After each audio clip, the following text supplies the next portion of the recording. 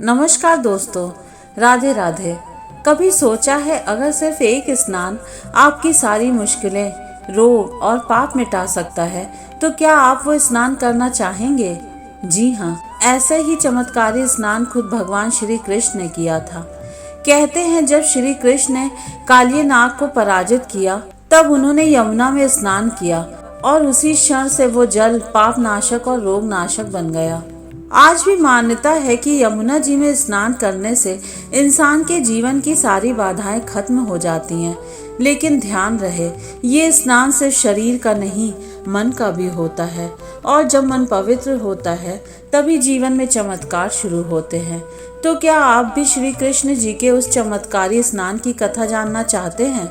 Comment में राधे राधे लिखें और इस दिव्य रहस्य को जानने के लिए पूरा वीडियो सुनें। जिस समय कंस ने भगवान श्री कृष्ण का वध करने के लिए अरिष्टासुर नामक दैत्य को भेजा था, उस समय अरिष्टासुर गाय के बछड़े का रूप लेकर श्री कृष्ण की गायों के बीच में शामिल हो गया और उन्हें मारने के लिए आया। भगवान श्री कृष्ण ने उस दैत्य को पहचान लिया। इसके बाद श्री कृष्ण ने उस दैत्य को पकड़कर जमीन पर फेंक दिया और उसका वध कर दिया। यह देखकर राधा जी ने श्री कृष्ण से कहा, उन्हें गौ हत्या का पाप लग गया है। इस पाप से मुक्ति के लिए उन्हें सभी तीर्थों के दर्शन करने चाहिए। राधा जी की बात सुनकर श्री कृष्ण ने नारद जी से इस समस्या के समाधान के लिए उपाय मांगा। देवर्षि नारद ने उन्हें उपाय बताया कि सभी तीर्थों का आवाहन करके उन्हें जल रूप में बुलाए और उन सभी तीर्थों के जल को एक साथ मिलाकर स्नान करें, जिससे उन्हें गौ हत्या के पाप से मुक्ति मिल जाएगी। नारद जी के कहने पर श्री कृष्ण ने एक कुंड में सभी तीर्थों के जल को आमंत्रित किया और कुंड में स्नान करके पाप मुक्त हो गए। इस कुंड को कृष्ण कुंड कहा जाता है, जिसमें स्नान करके श्री कृष्ण गौ हत्या के पाप से मुक्त हुए थे।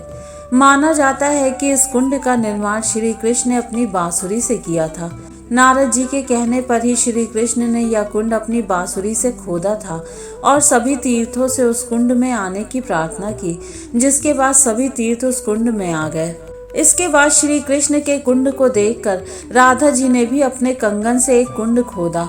जब श्री कृष्ण ने उस कुंड को देखा तो उसमें प्रतिदिन स्नान करने और उनके द्वारा बनाए गए कुंड से भी अधिक प्रसिद्ध होने का वरदान दिया, जिसके बाद यह कुंड राधा कुंड के नाम से प्रसिद्ध हो गया। पुराणों के अनुसार अहोई अष्टमी तिथि के दिन ही इन कुंडों का निर्माण हुआ था, जिसके कारण अहोई अष्टमी पर इस कुंड में स्नान करने का विशेष महत्व है।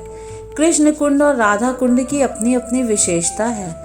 कृष्ण कुंड का जल दूर से देखने पर काला और राधा कुंड का जल दूर से देखने पर सफेद दिखता है। राधा कुंड के बारे में ये भी मान्यता है कि निसंतान दंपत्ति कार्तिक कृष्ण पक्ष की अष्टमी की मध्य रात्रि को यहाँ दंपत्ति एक साथ स्नान करते हैं तो उन्हें संतान की प्राप्ति हो जाती है। तो प्यारे भक्तों, अगर आपको ये कहानी पसंद आई हो तो वीडियो को लाइक और चैनल को सब्सक्राइब जरूर कर दीजिएगा। धन्यवाद।